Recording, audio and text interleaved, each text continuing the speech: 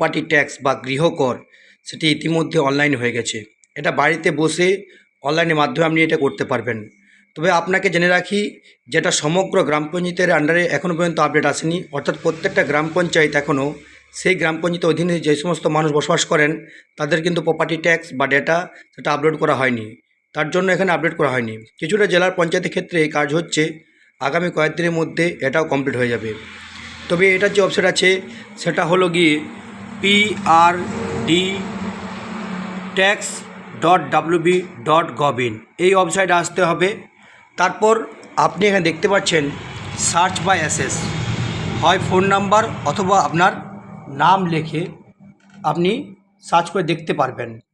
তো সবচেয়ে সোজা যেটা হবে সেটা আপনার প্রথম এখানে আপনার ডিস্ট্রিক্ট সেটা নির্বাচন করবেন, এরপর আপনার ব্লকটাকে নির্বাচন করবেন, এরপর আপনার পঞ্চায়েতটিকে নির্বাচন করবেন, তারপর এখানে এসএস নেম আর ফাদার বা মাদার নেম লিখতে হবে। আপনাদেরকে এখানে আমি ডেমো হিসাবে দিচ্ছি। ধরুন আমি লিখলাম রাম, তার বাবার নাম লিখলাম যদু। সার্চ বাই প্রপার্টি করলে এখানে আসছে sorry by no SS found. এটা আসা স্বাভাবিক, কারণ এখানে আমি ডেমো হিসাবে আপনাদেরকে দেখাতে চাইলাম।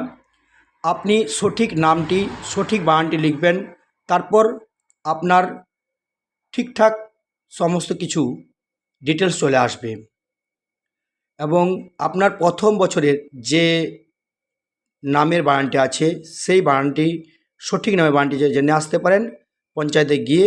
তারপর সঠিকভাবে নামটি লিখে আপনি সার্চ করলে আপনার নামটি শো করবে এবং আপনাকে কত টাকা পে করতে হবে সেটাও চলে আসবে। তারপর এখানে যদি সঠিক নামটি দেন, আপনি সঠিক নাম্বারটি দেওয়ার পর আপনার অটোমেটিক আপনার চলে আসবে। দেখুন আমি একটা দেখাচ্ছি আপনাকে।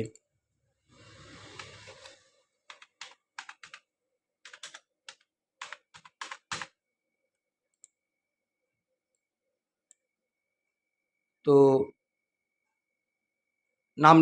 নাম লিখলাম, নাম লেখার পর সার্চ হচ্ছে, সার্চ লেখার পর আপনার এখানে চলে আসছে, ঠিক আছে, পুরো লেখা চলে আসছে, নাম, বাবার নাম, আপনাকে কত পে করতে হবে এবং সে পে নাওয়ে আপনি ক্লিক করলেন। পে নাওয়ে ক্লিক করার পর আপনার মোবাইল নাম্বার দিতে হবে। মোবাইল নাম্বার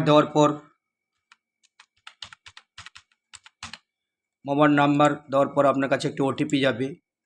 সেই ওটিপিটা দেওয়ার পর আপনাকে পে করতে হবে।